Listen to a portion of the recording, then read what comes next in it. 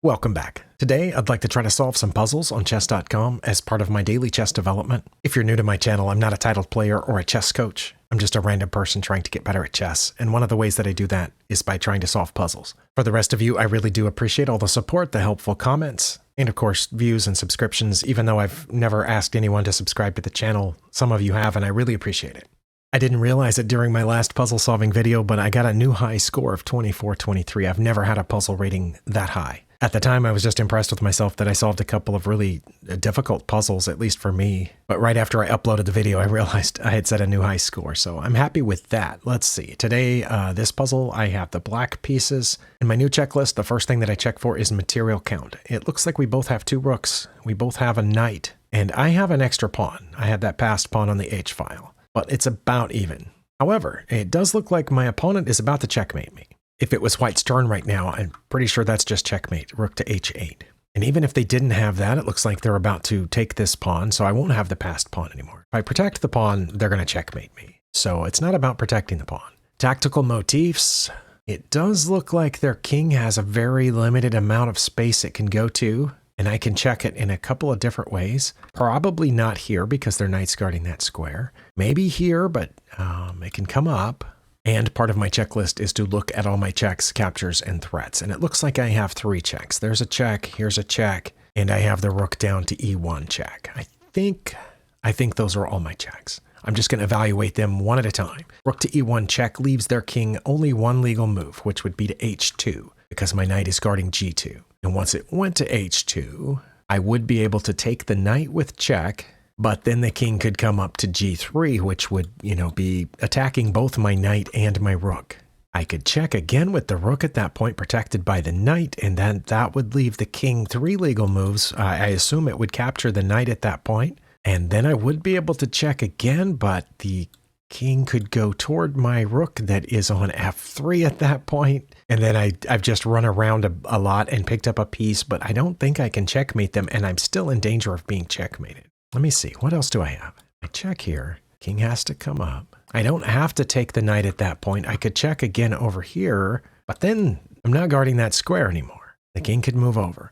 But then my f4 rook is guarding the knight on f3, and my knight on f3 is guarding g1, so I could bring this rook over and check again. It's very difficult to imagine or picture in my head to visualize where the pieces will be at that point. That's why I draw the arrows. Even then, it can be pretty difficult. The king could not go here because of its own knight in the way. My knight would be here protected by the rook. My rook down on g1 would be guarding all these squares, and the knight would be cutting off h2. So the king would have to go that way. At which point I could check here and win their rook. Wait, is that it? Let's see. See if I remember that. Rook to e1 check. When their king comes up, I check with my knight. If they move up to h3 immediately, then I have the fork immediately. So I don't think that they will move up to h3 immediately. I think they'll come toward my knight, at which point I have to check over here, and then they have to go to h3, and then I have the fork. Oh my goodness. That's probably it, although should I look at the other checks? If I check here, the king can get away 3 different ways, but then they're not in danger of checkmating me. And if their king goes to f1, then I no longer have to check with the e-rook. And if I check with the knight first, the king can just move over or come up or go over or go over. They have a bunch of different options if I check with the knight. Well, not there. Okay, 3 different options. Okay, I'm going to check rook to e1. That's taken about 6 minutes on my end. Here we go.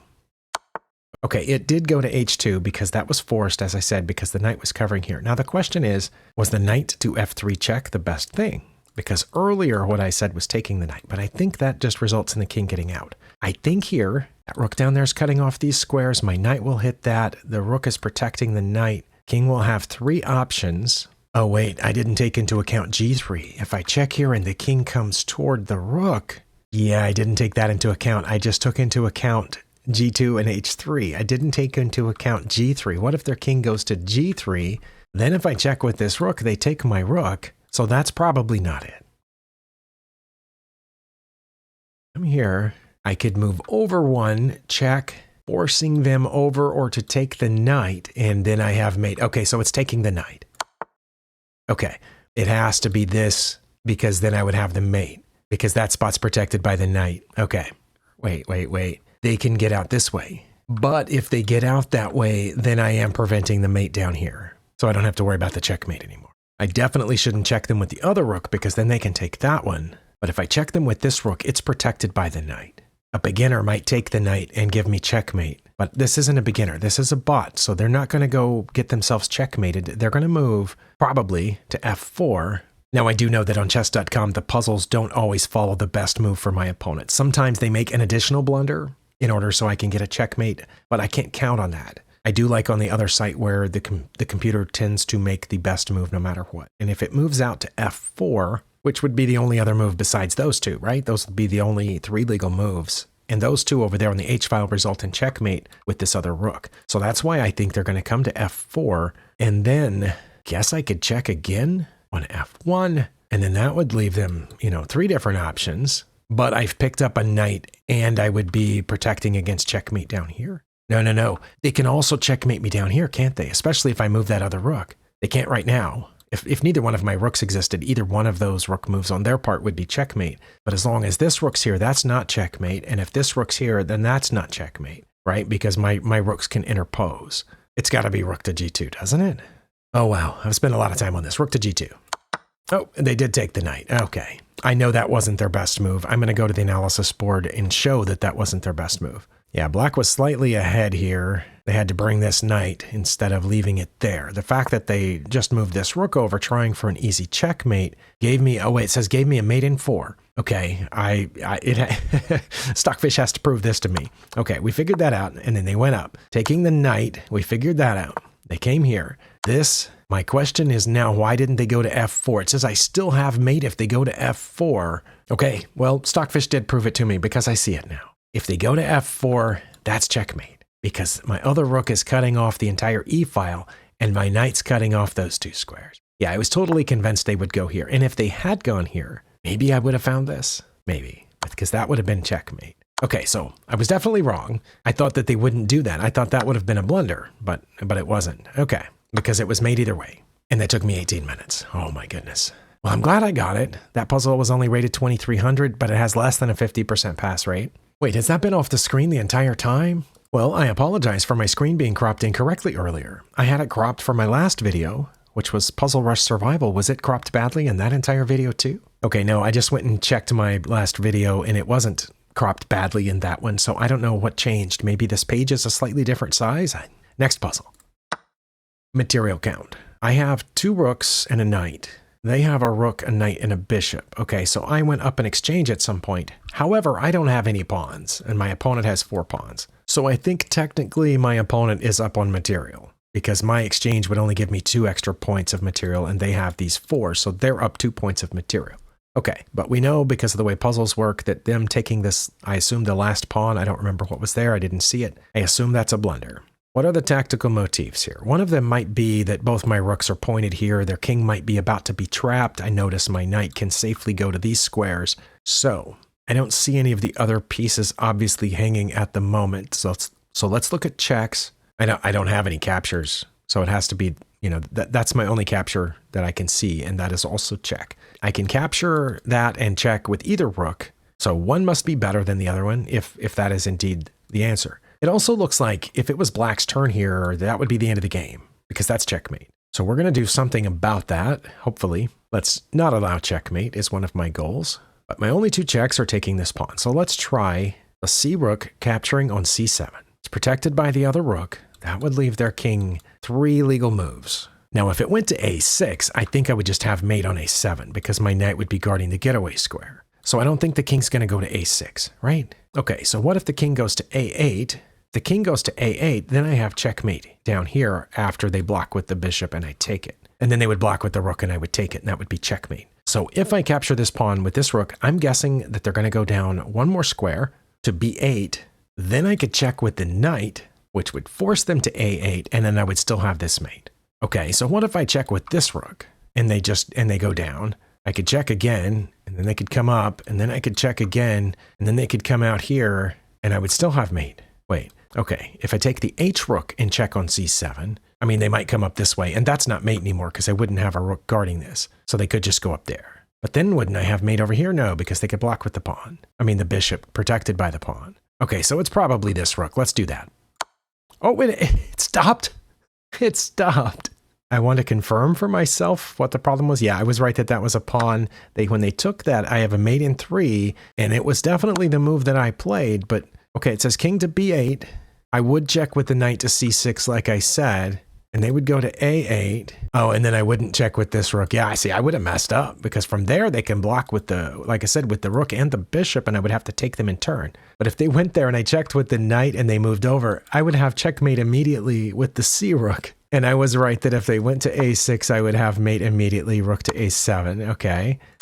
But what, and if they went here, I would have mate immediately. You see how I was picking the wrong rook? If the puzzle had gone this way, do you think I would have seen it before I played this? Because that's a mate in 3. This is a mate in 1. Because if I had played this, like, yeah, I was right about them blocking with the bishop. I would have to take it. They would block with the rook and I'd have to take it. Now, I hadn't made either way, but if the puzzle had continued, I would have chosen wrong. I got that one fairly quickly. I think I'll try one more. I'm very hesitant to say that. Oh, next. All right, this looks like I'm trying to figure out what opening this was. Was it a Philidor? Is that what the d6? Is that the Philidor defense after e4? I don't remember. I know it's not the French, which would have been e6. Although I guess you could have played e6 and then got up here. But yeah, I don't know. I don't remember which opening results in that. It might be the Philidor. It might be something else entirely. Hey, for all I know, we started with d4 here. What's going on? Let's check the material count. We both have a queen. We both have 2 rooks. We both have 2 knights and 1 bishop. Okay, so we're even on material because we both have all our pawns. Tactical motifs. Their king seems to be pretty safe, about as safe as mine as far as I can tell. Are any of their pieces undefended? The queen is undefended, this knight over here is undefended, and this knight on g4 is only defended by the queen.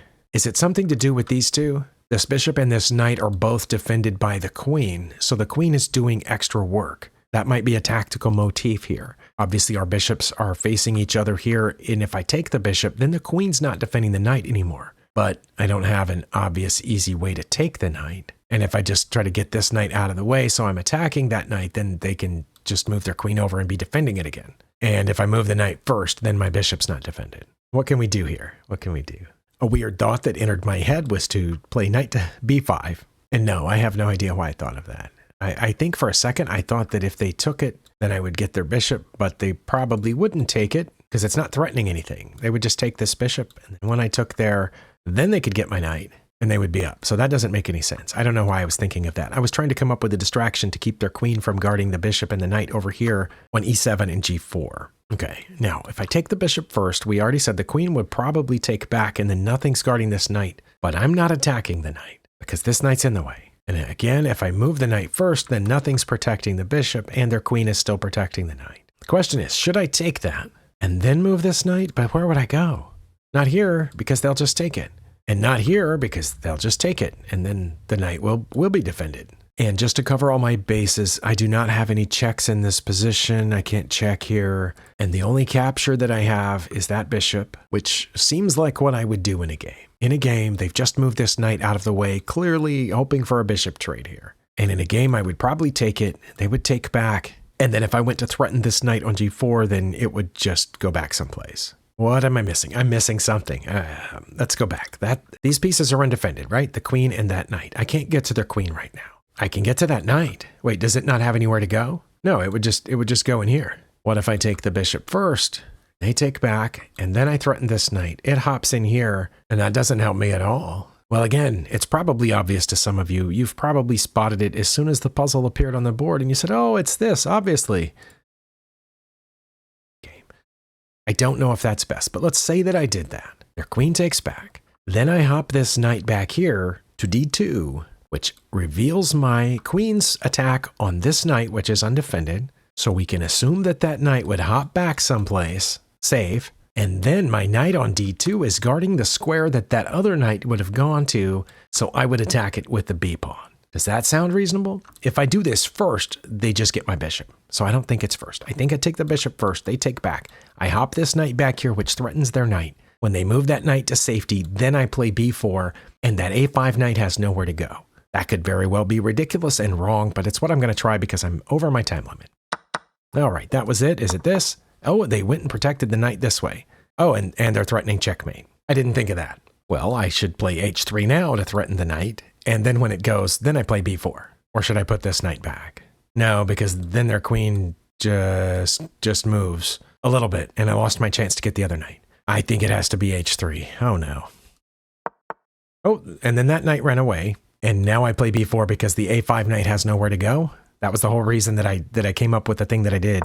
Oh, it was that, and then I get that knight for free. Oh, I'm so proud. That only has a 38% pass rate. Oh my goodness. Well, now I don't even remember the train of thought that led to that, so I can't summarize it or recap it. But I'm glad I solved it. I'm over my time limit. Thank you for spending your time here. I'll see you next time. Oh, and that's a new record high. I did notice it this time.